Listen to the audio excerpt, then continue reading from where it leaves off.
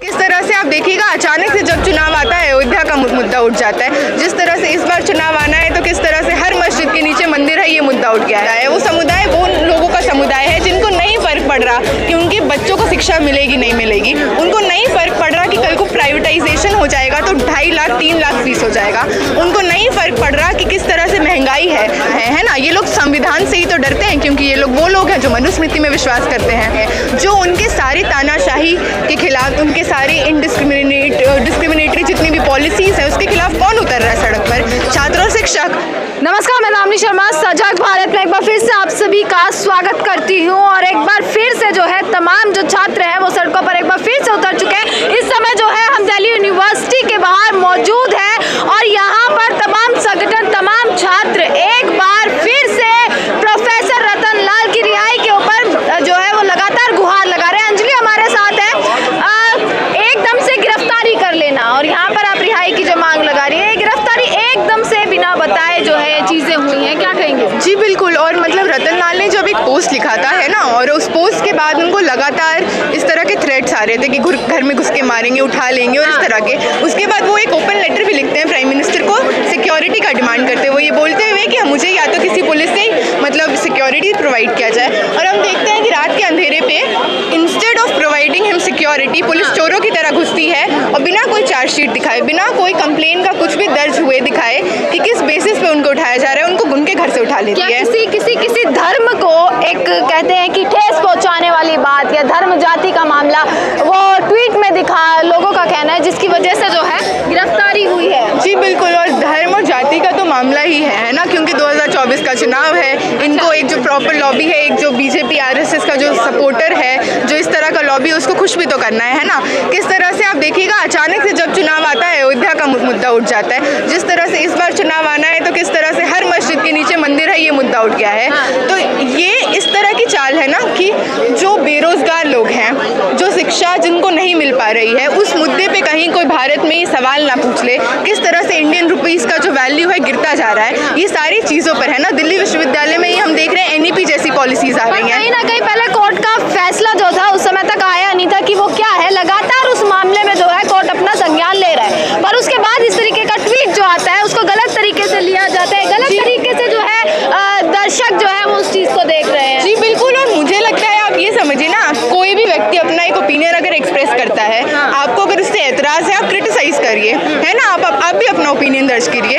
लेकिन क्योंकि कुछ लोगों को ये बहुत ज़्यादा ठेस पहुंच गई तो उन लोगों के लिए, उनकी सेटिस्फैक्शन के लिए पुलिस उनको उठा लेती है ना। तो ये भी बता रहा है ना कि जो पुलिस है किस तरह से दलित विरोधी है। एक समुदाय की बात है क्या कि एक समुदाय है जिसकी आस्था को ठेस पहुंची? बिल्कुल बिल्कुल। आप ये देखिए ना, वो समुदाय भी कौन समुदाय है? वो समुदाय वो लोगों का समुदाय है जिनको नहीं फर्क पड़ रहा कि उनके बच्चों को शिक्षा मिलेगी नहीं मिलेगी। उनको नहीं फर्क पड़ रहा कि कल को प्राइवेटाइजेशन हो जाएगा तो 2.5 लाख 3 लाख फीस हो जाएगा।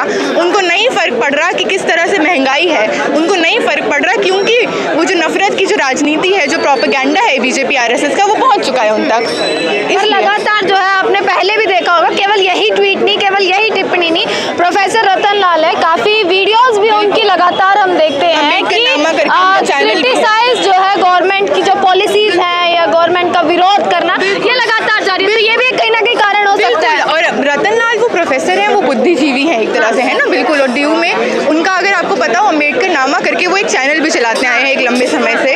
तो किस तरह से तमाम जितने भी पॉलिसीज हैं, जो कानून है, जो तानाशाही चल रही है सरकार की, उसको लगातार चुनौती देते आए हैं, है ना। तो बिल्कुल सरकार चुनौती लेने को तैयार नहीं है ना। सरकार वो सरकार है जो क्रिटिसिज्म झेल नहीं सकती। तो ये हम बिल्कुल समझ रहे हैं कि किस तरह से स्ट्रैटेजिक, किस तरह से एकदम इंटेंशनल अटैक है। और ये कोई अचानक की बात नहीं है, ये एक लंबे समय से प्लानिंग की जा रही होगी और अचानक से उठा लिया गया है। आप ही छात्र हैं। अच्छा, आप खुद छात्र हैं, युवा हैं। मुद्दा जो है, अगर विकास की बात करो, इस देश में विकास आज कौन सी तरफ मुड़ रहा है? धर्म की तरफ? क्या महंगाई, बेरोजगारी जैसे कोई मुद्दे ही नहीं रहे हैं? जी बिल्कुल। महंगाई, बेरोजगारी नहीं है, शिक्षा पे कोई बात नहीं हो रही है। हम देखते हैं आए दिन कोई ना कोई पेपर लीक होता है। और पेपर लीक होने का मतलब क्या है कि वो एग्जाम और बढ़ गया, है ना। मैं खुद बिहार जैसे राज्य से आती हूँ जहाँ पे ना शिक्षा है ना हेल्थ केयर है। वहाँ से आने के बाद हम दिल्ली विश्वविद्यालय में दाखिला लेते हैं तो पता चलता है एनईपी आ जाएगा। 10,000 15,000 देकर जो मैंने ग्रेजुएशन किया, मेरी मास्टर्स की फीस, ये जो नया बच्चा ग्रेजुएशन में आएगा उसका फीस अशोका और जिंदल जैसे यूनिवर्सिटीज़ का हो जाएगा। तो क्या मतलब जो क्वालिटी एजुकेशन है, जो क्वांटिटेटिव एजुकेशन है, उस पर किस तरह से लगातार प्रहार है। और आप ये देखिए ना कि एक लंबे समय से GN साई बाबा है ना, जो कि एक और दिल्ली विश्वविद्यालय के प्रोफेसर थे, उनको जेल में भरा हुआ है। तो किस तरह से एक ऑर्गेनाइज तरीके से, क्योंकि सरकार को पता है कि अभी के समय में सबसे बड़ा ऑपोजिशन है वो छात्र और शिक्षक का है, तो किस तरह से यूनिवर्सिटी के स्पेसेस में घुसकर छात्रों पर, शिक्षकों पर अटैक किया जा रहा है, किस तरह से JNU में, किस तरह से DU में, है ना, हम कोई भी प्रोटेस्ट करते हैं तो पुलिस इसलिए खड़ी होती है ताकि हमें डिटेन कर ले। जो भी छात्र है, JNU की बात आप कर रही थी, जो भी सड़कों पर उतरा या जिसने भी विरोध किया, उसे एक नाम दे दिया जाता है, टुकड़े टुकड़े गैंग, एंटी नेशनल या UAPA की धारा उस पर अर्बन नक्सल। बिल्कुल वही मैं कह रही हूँ, क्योंकि इनको दिख रहा है ना कि सबसे बड़ा जो अपोजिशन है, जो उनके सारी तानाशाही के खिलाफ, उनके सारे